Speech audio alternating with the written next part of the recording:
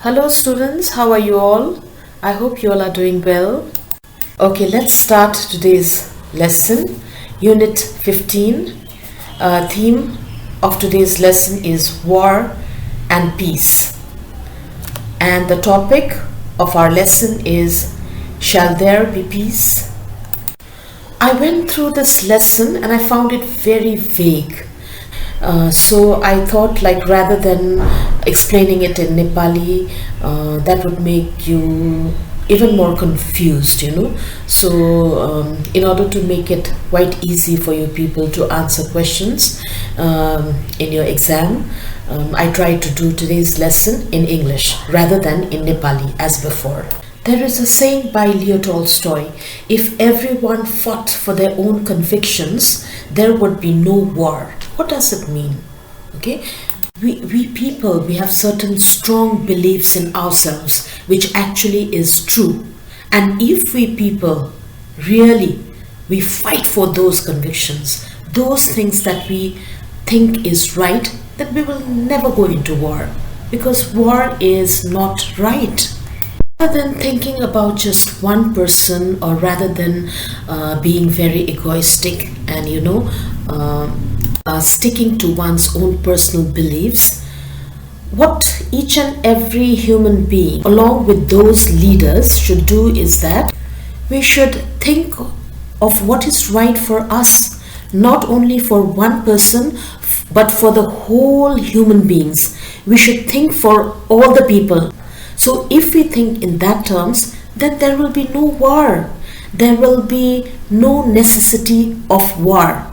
Why people go for war? When, so many people are destructed, so many people are killed. Is war necessary in this world? No. If each of us think and believe what is really right, what is right decision in life, then of course our decision would be not to go for war. We will never go to war, and there will be no war. All right, it's because people always go for the benefit of themselves, merely for their own benefit, not for the benefit of those whole people. That's why senior leaders, they make decisions of wars, and the common people there, okay, they are to suffer, not those leaders. Okay, if they decide to go to war, why don't those leaders go to war themselves? Why do they send general public, or let's say the innocent people, okay, to war? And why these innocent people have to die in wars? We all know that war has never done good to anyone, nor to the people, nor to those leaders, nor to the people who have started war, nor to the people who have suffered war. It has destroyed so much of property of people. It has killed millions of people. It has wasted so much of money of the country in arms and ammunitions, in weapons, in those missiles, all those war vehicles. So what is the use? It's a loss for the war beginners, those who go for war, and it's a loss for those countries where the war goers attacks. So both the countries who are involved in war are at a great loss. Not only that, war has side effects. It has lots of bad effect in our environment, in our surrounding, in the air we breathe, in the soil where we grow our food, and in the land where we live. Even it's dangerous and disadvantageous for people who live nearby. How did we forget that we human beings, we live, all of us live on the same planet, the earth. So whenever there are wars in some places, it's going to affect all humankind. Not only humankind, but all living beings on this earth, as well as non-living things also, like soil, water, air. So war affects everything very badly. So no one should go for war. It's bad.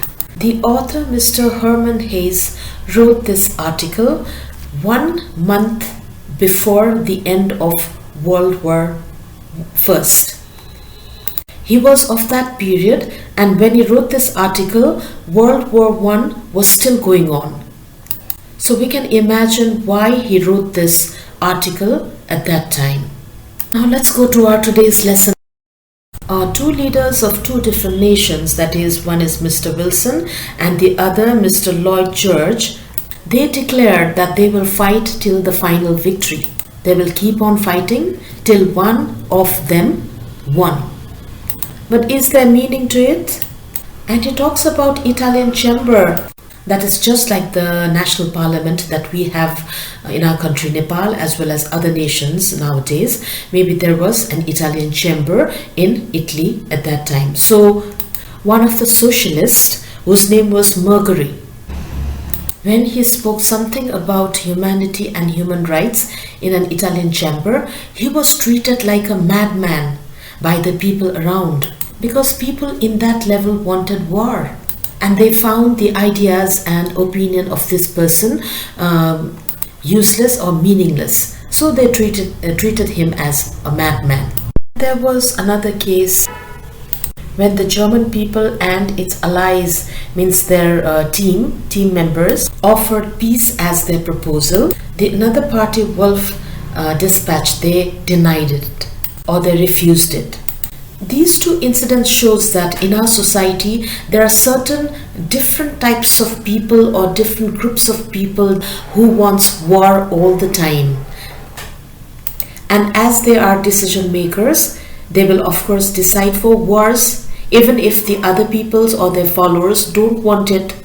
And these people in certain levels, they want war for their own benefit, not for the benefit of all the people, because war doesn't do good for the majority of people.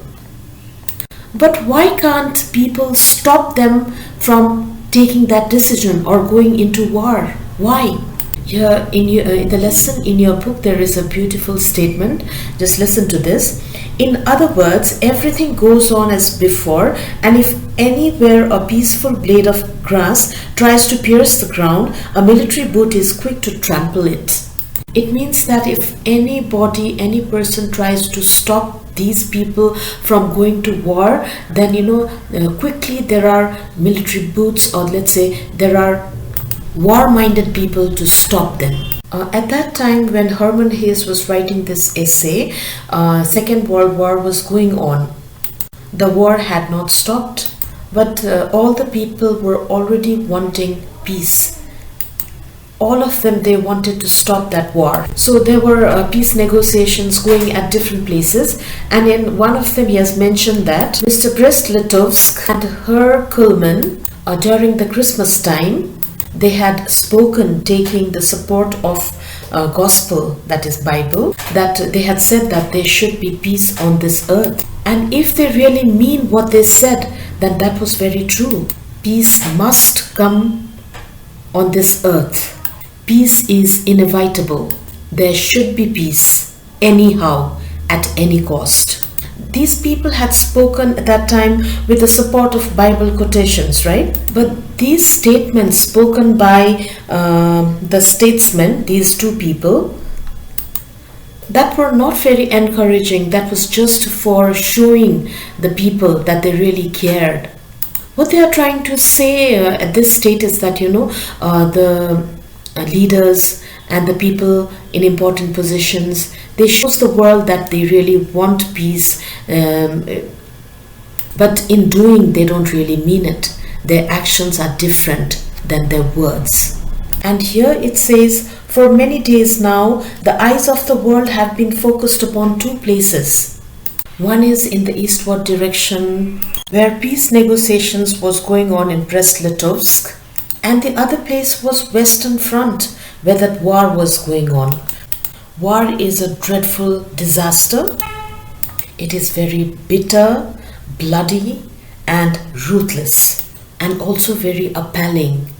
Everyone wants to run away from war, with the exception of a few heartless political leaders. We call them war profiteers because they are having war on this earth for their own profit, for their own benefit, only looking at their side. They are sacrificing their people merely for the sake of their benefit. Millions of people are killed in the war. Lots of property are destroyed. There is a great material loss and financial loss for both the countries in war, or all the countries that are involved in war. And there is a minority of people, those who believe in decisive victory. What is the use of that victory when so many people have to die for it? Political leaders give big speeches in which they talk about humanity, human rights, equality, and ideal government.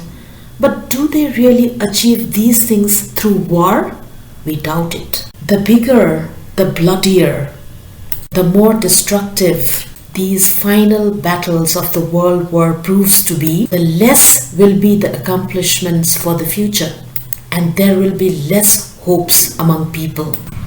These wars will bring hatred and rivalry among people.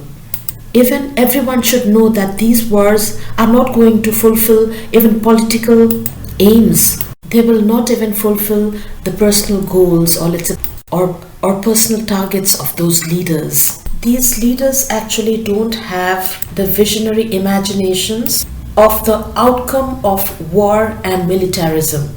They don't care about the slightest. They don't care about what war will bring to the ultimate human world at last. Even if they win, what is the use? Ultimately, so many human beings, they have to bear the cost. Those millions of innocent people, they have to suffer, not those power, hunger, so-called political leaders. War does not only kill people, it kills the hopes and plans of people. When there is war, so many people pray and they have great expectations of peace negotiations. Now that people, they are so thankful for Russian peace negotiators because they were the first among nations who opted for peace negotiations, who really wanted peace in the world. At least these Russians have gone for peace negotiations while so many people were starving and suffering in their life. On the other side, there was mass killing going on in France. They don't care about the outcome of this war. They talk about big words like heroism and patience and the triumph of victory of dynamite machines. They don't care about human life and human spirits. When some nations are going into war like this, we, the other human beings, they cannot stay silent. We have to do something about ending this war. Otherwise, it will bring a great catastrophe or destruction in this world. We cannot stay indifferent in this situation. We have to do something to stop the war. Again, the writer says, yes, you say, but what can we do? If we were statesmen and ministers, we would do our bit. But as it is, we have no power. So what can we do? We are helpless. We have no say on this earth. But can we, mankind, stay away from our responsibility like this? We speak only when it becomes too pressing for us. It becomes too unbearable for us. Otherwise, we will always stay silent. Why is that? And ultimately, when we turn to our politicians and leaders, they too shake their heads and invoke their helplessness. They are not ready to take the blame. It is said that it is not good to blame others. It is our inertia and cowardice. It means that we cannot do anything by ourselves and we are too afraid. But that is not so. It means that we are obstinate and we are reluctant to think. We human beings are in the habit of accepting whatever comes our way. We rejoice in victories, victory over others, and we simply accept war as an instrument of politics. It is just because as we accept things so easily, whatever is going around us, we don't rebel, we don't protest. We people decide things for us. We blindly believe them. We trust on others so easily. That's why these few shrewd leaders, wicked leaders, they can take advantage on the majority of people. Actually, we allow them to do that. And again, here it is said, alas, every nation and every family, every single individual in all Europe and far beyond it has more than enough reason to give his utmost on behalf of the peace for which we all yearn. We all should fight not for the victory upon each other, but for the victory of peace. We want peace, not war. We don't want to be winners against each other. That is not needed. That is not what we want. We want to live peacefully in this world. We want that. Please let us live peacefully. We don't want war. Only a minority of men and those who are vanishing, who are disappearing from this earth, who are going down, they truly want war to go on, and that is also for their own benefit. And they should be hated in this world. They should not be listened to. And here again it is said that only some fanatics and some criminals, okay, they are in favor of war, not the rest. And as a result, there will be a final Holocaust in the West. That means so many people, millions and millions of people will lose their life. They will be killed. But for what? For nothing. And the author Hermann Hesse says that war is possible in the world because we are all too lazy, too easygoing, too cowardly. It is possible only because somewhere in our secret hearts, we want or we tolerate war. We don't care about our inner thoughts, inner voice, minds, souls, and we let the misguided machines roll on and kill the people and kill the innocent people. That is what the political leaders do and what the armies do. But we, the watchers, are no better in this case. We are also to be blamed. We all know that we can stop the war if we want, to be very honest. We know that whenever men have felt an action to be truly necessary, they have performed it against all resistance. If human beings really want to do something from bottom of their heart, they will do it. Then why not stop war? Why don't we all move together to stop this war? We don't want war anymore. We really admire these Russians who have laid down their weapons, arms and ammunitions and said that they will make peace. They want peace. There is no person on this earth who is not moved by this kind of action. Here they have called this a marvelous drama. Again, here the author says, every politician in the world is all in favor of revolution, reason, and the laying down of the arms, but they mean it only in the enemy camps, not in his own. This is a kind of cheating people, or let's say deceiving people.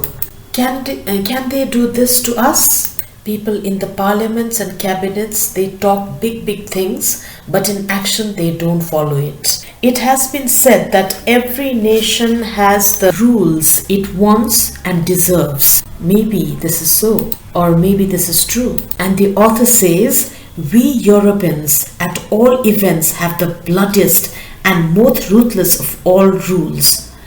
That is war. Is that what we want and deserve? No, we don't want it. We all want the opposite, that is peace. Apart from small number of people, those who are the profiteers, the leaders, we would say negative leaders, no one wants war. What then can we do? We can take every opportunity to go against war and establish peace. Do whatever you can do from your side to establish peace in our nation, in our country. Now the time has come to stand and do something against those leaders. those who look for their only benefit, and those who don't work for the benefit of all the people. Let's stop them. Let's stop them. Why do we wait till they kill almost all the people, millions of people in war? Why are we waiting? All of us, great and small, no matter how we are, no matter from what background we come from, we must not close our ears and eyes. We must speak, we must act. Peace is in our hands. As a thought, a desire, a suggestion, as a power working in silence. It is everywhere, in every heart. If each one of us opens our heart to it, if we firmly believe that we want peace, we can achieve it. We can communicate this thought in this world to all the people. If every man of goodwill decides to devote himself exclusively for a little while to clearing away the obstacles, the barriers to peace, then we shall have peace. Shall there be peace? Yes, there shall be peace. Of course, there shall be peace.